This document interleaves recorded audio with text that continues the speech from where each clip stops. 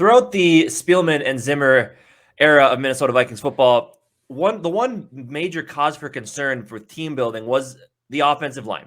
Obviously, it's been one of our main flaws, I would say, throughout Zimmer's tenure here, honestly. We've had some quarterbacks that can overcome it, some that can, a la Sam Bradford. He, obviously turned into check down Charlie because of the offensive line. Keenum used his movement to make the offensive line look better than they were. Kirk Cousins at times plays above his offensive line. At times he can't do anything because his offensive line struggles so much. There's a lot of really solid pieces on this offensive line, I would say, for future building. And honestly, I think 3/5 of the offensive line is set for the next 5 to 10 years, personally, if you keep these guys under contract. A couple of spots in the middle of the line I am concerned about. Overall, I thought they played okay this year, but obviously can be better. We'll see what Kwesi thinks about the offensive line. Jamie, what do you think about the offensive line? Yeah, I agree. Like you said, we'll get a little bit more in here to see what our actual rank was this season. But it was still disappointing. I would say it's definitely going in the right direction compared to what we've dealt with before. I know last year, our offensive line rank was like 26th. So we have seen a little bit of progress there. But I have to agree with you. I think our tackle spots are set for the next 10 years for sure, or whatever years in the long term. And then I would have to agree with you that third spot. Well, I'll just say his name, Ezra Cleveland. We think that guard, he showed a lot of potential. He started off a little bit slow, I thought, this past year, but then kind of turned it up a little bit, and you didn't hear his name called very often. So I would say those three spots, and then we'll go into the two other players that, there's some not so good stuff happening there. But then, but we do have other player that we're excited about that could potentially go in there and hopefully change that around. And I'm assuming a lot of the fans would agree with us. And you will hear about that at the end of the video, so stick around. Yeah, stick around. We'll go right into that. But before we get into the offensive line here. But yeah, before we dive too far deep in here, we always forget to do our little plug here. So whoever's watching this, please subscribe and hit the bell, get notifications of all the videos that we make. If you want to keep watching us, which you should, because we're pretty awesome. And yeah, let's dive in. Yeah, thanks for watching, guys. We really do appreciate it. So jumping into the offensive line here. As you said, the improvement from 26th last year up to 23rd, leaps and bounds better than they were. Yeah, not much. I said it in the right direction. I didn't say by a lot. Right, yeah. But it is the right direction, honestly. And thinking about the way that the Rams run their offense, like I think the way our offensive line is built right now will fit with what Kevin O'Connell is going to do coming in here. I don't think we're going to have to restart and draft, bigger bully offensive linemen. I think what we have going will be a good starting point for a Kevin O'Connell coached offense. Obviously, I think if we could get that, we don't even need a top 5 offensive line. We just need that offensive line to get up to probably 15. If it can get halfway up in the league rankings up to 15, maybe 12, maybe 10 at the best, like I'd be fine with that. I think that would be enough to where our offensive pieces could really show what they can do, give them more time, give them more space for Delvin, Madison, Kane to run the ball, give Kirk a little bit more time back there to process the field and make the right decisions. Let your receivers run their full route. Obviously, the offensive line needs to improve, yes, but like I said, I don't think we need a top 5, top 10 line. I think we could do top 15, top 12 would be solid for us. I do want to say, we spend a lot of time trying to figure out our tackle positions, especially left tackle. And then the fact that we got which is the two most important positions on the offensive line. So the fact that we have that figured out and can only see improvement with like Darrisaw in there. I really think that, we're one good, if we can get really good guard, but just a good solid guard away from definitely being one of those top lines, especially with how young our O-line is now. With Cleveland only second year, and then Darrisaw just finished up his rookie year. Like those guys are young and only are going to improve. So if we can get a nice solid guy at the other guard spot, I think we'll see a lot of progress. And I think we could hit up that top 10 O-line eventually. Yeah, could be down the road. So we'll take a quick peek here at all the offensive linemen. We'll go right to left, starting with, of course, probably the best player along that offensive line, Brian O'Neill. Obviously, just Pro Bowl offensive lineman Brian O'Neill. Just got the fresh contract before last season. Smart. 1,140 snaps. Did he miss any? That's all the snaps, isn't it? Yeah, that's all the snaps, I'm pretty sure. 5 penalties, sure. He allowed 1 sack. That's impressive. I mean, I think there's some other members along the offensive line that were credited for a few sacks, but everything else going on with their game just drives that ranking down. And we'll look at the PFF grades for Brian O'Neill as well, 73.7. Brian O'Neill's a stud. I mean, he's not, drafted in the 3rd round. He was thought maybe to be a good rotational piece, and he ended up being a very, very, very solid. Like, I think he's moving up into the top rankings of right tackles in the NFL. Personally, I love Brian O'Neill. He's great. Yeah, definitely. I mean, yeah, he made a Pro Bowl for a reason. What a great signing. We were looking for. We didn't have any stud offensive line for a while, so when we drafted him, that was huge. And for him to step in his rookie year even and play pretty good.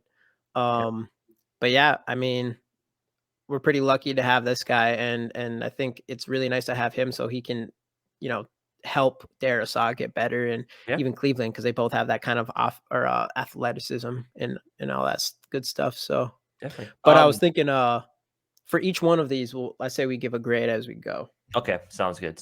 Brian O'Neill, I'm gonna give him an A. It's Brian O'Neill, man. He gets an A. Pro Bowl season. You never hear his name called for anything. I mean, yeah, he's going to be the reason why the main reason why our offensive line is headed in the right direction. Which we have another guy who has all the potential of the world to even be better than Brian O'Neill. Exactly. So moving on to what I think is the most disappointing spot along the offensive line. Had a lot of preseason hype, played pretty well, training camp, preseason, but Udoh did not have a good year.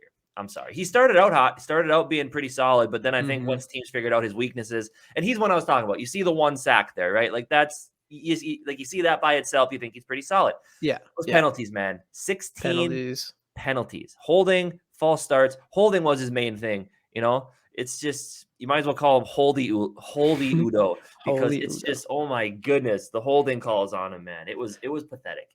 Yeah. Good rotational guy, probably, but at the end of the day, that PFF grade of 54.7 just is not going to cut it. He is one of the guys that needs to be replaced. Right. And I need to go a little bit deeper on this as far as stats go, because, quarterback matters a lot too and stuff like that. It's hard to get those stats. But yeah, I agree. I mean, he's a big dude, and I wouldn't, like, maybe he still has a potential. It was his first year as our starting guard. But we do have someone waiting that all of us fans want to see. So I don't know. He better have some competition next year. Without having someone like Zimmer, we should be able to see some of these younger guys get an opportunity. But we need to see more of them. You can't have 16 penalties. You can't have the most penalties in the entire NFL. So it's not good. Yeah, not good. Another guy, moving on to the next piece. From here, they'll get better. Oh, grades. Brian O'Neill or Udoh, grades F. I'm sorry. I'm gonna give him a D. I mean, he allowed 1 sack. I'll give him a D. I'll give him a little slack. I won't give him a whole F, but yeah, I'll give him a D. Okay. Moving on, probably the second most disappointing piece of the offensive line. Yes. Former 1st-round pick, Garret Bradbury. Of course, he did have the highlight against the Green Bay Packers in Lambeau in week 16, 17, whatever week that was. The 1 catch, the immaculate reception, the 1 catch for 21 yards off the Sean Mannion deflected pass. Showed his athleticism a little bit there, which we always knew that. When you get Garret Bradbury out in space, the guy's athletic as hell. Good, good blocker in that way. Good run. He's actually a solid run blocker. His pass blocking, he's small. That's his problem. With the big defensive tackles, big nose tackles he has to go up against, he gets pushed around. He got pushed back into the lap of Kirk far too often. I just think, that's his biggest flaw. As you see, 2 sacks allowed only. Sure. Penalties are up there, of course. He didn't play all the snaps this year, which kind of puts those stats in a little bit more perspective. He missed almost 220 snaps or something like that. I mean, he kind of lost his starting job for a little bit there. Yeah, to Mason Cole, who actually came in and played well. Right. Mason Cole may not be the answer for center for the next 5 to 10 years. Right. I would like to see this team bring Mason Cole back next year and plug. I mean, at least have him be your incumbent starting center. I think he's much more serviceable than Garrett Bradbury. Yeah, and I wanted to mention too, because Garrett Bradbury, his later in the season, he was playing a little bit better. And he actually mentioned this, which is kind of a cause of concern and maybe a good thing. I don't really know.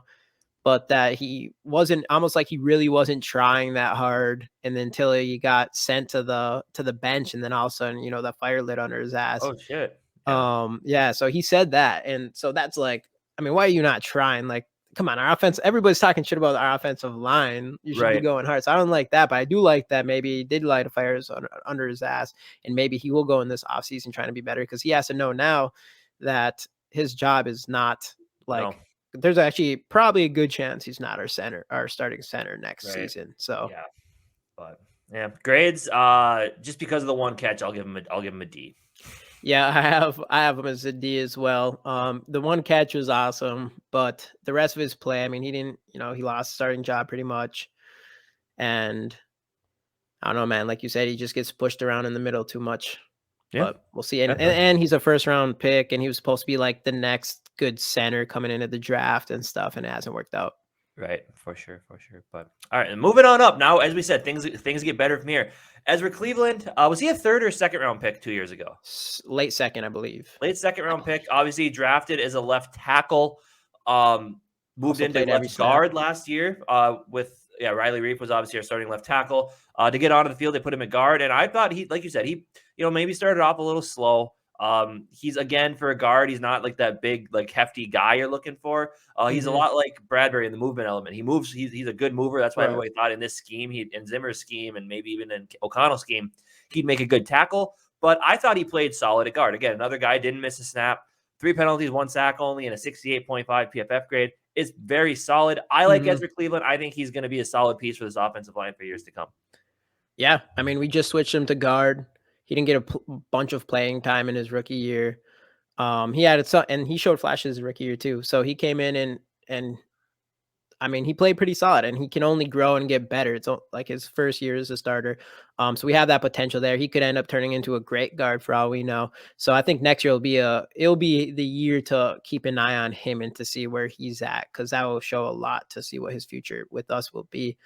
But yeah, I think he's our only solid guy that we kind of have in the middle of the O-line there. Yeah, But I would agree.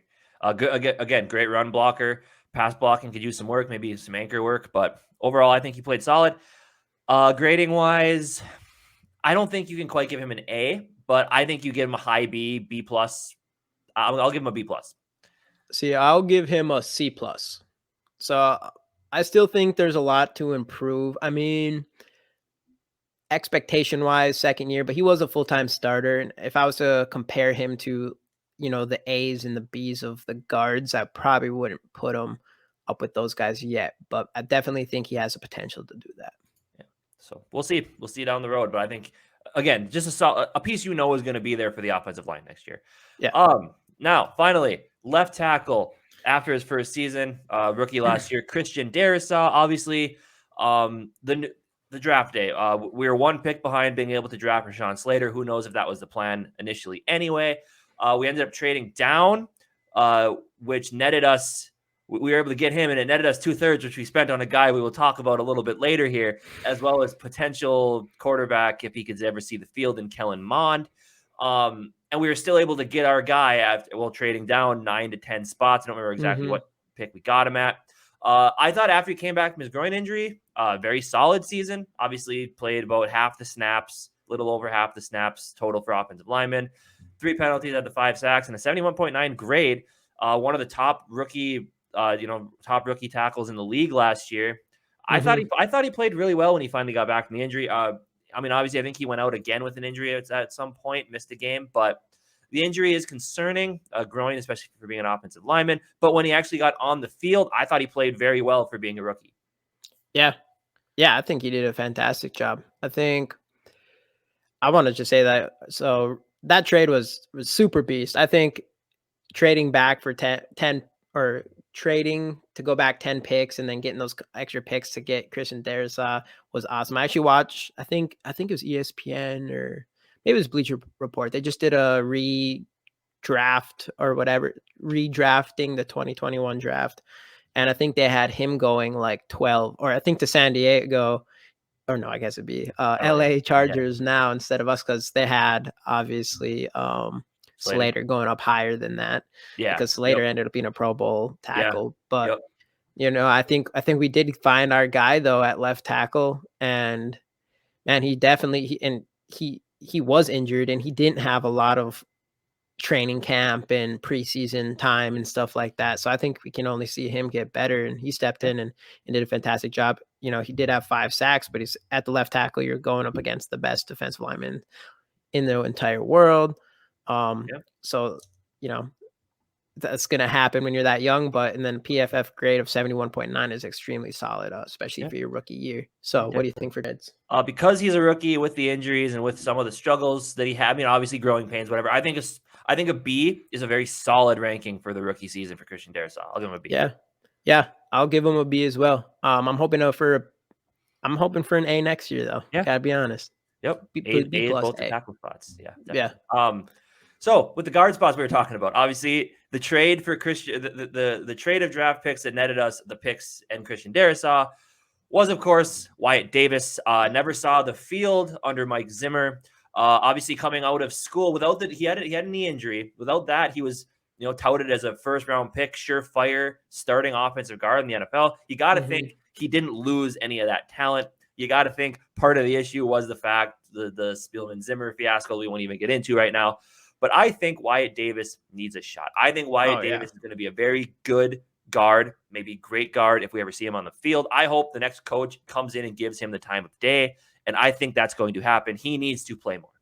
Yeah, I think there's no way they come in and not have at least a competition with him, Udoh, and probably someone else. And it's going to be interesting what we do with the center position. I don't see us picking an offensive lineman this year in the first round. I could easily see us doing it in like the second or third. I know there's some really good ones, but not really interior. I think there's a couple good centers I think we'll make into the second round if that's something we were going to do, because we need to figure that out for sure, because it sucks when it like right in the middle, it's just getting blown up there. Yeah. But that also you've mentioned this year was about, and I think they have practice with Wyatt Davis also in the center spot. Yeah. So that's something that's interesting to keep an eye on, but he should just have a chance at either of those spots. I mean, when it didn't work out last year with Bradbury, it hasn't worked out for a few years now. And unless that fire under his ass really lit one under his ass and it works out or he gets better, but I don't know. So next year, I think the offensive line to start going into training camp needs to be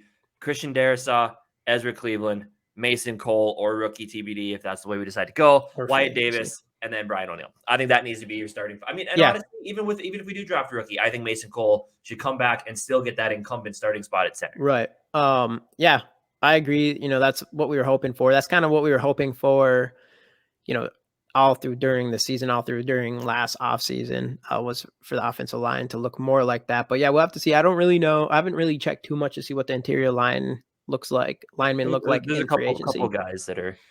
So obviously we have some contract stuff to figure out, but I wouldn't mind. I would actually prefer to go that direction with our center spot, and hopefully Wyatt Davis steps up then draft someone early, I think, just because I think there's other needs that we kind of need this year, I think. But I agree. So obviously, like we said, offensive line up and coming.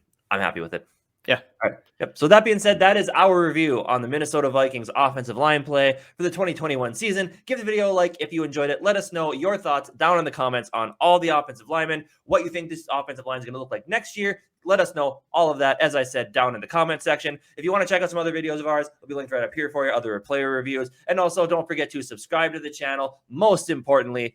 And we will see you guys in the next episode. SKOL Vikes.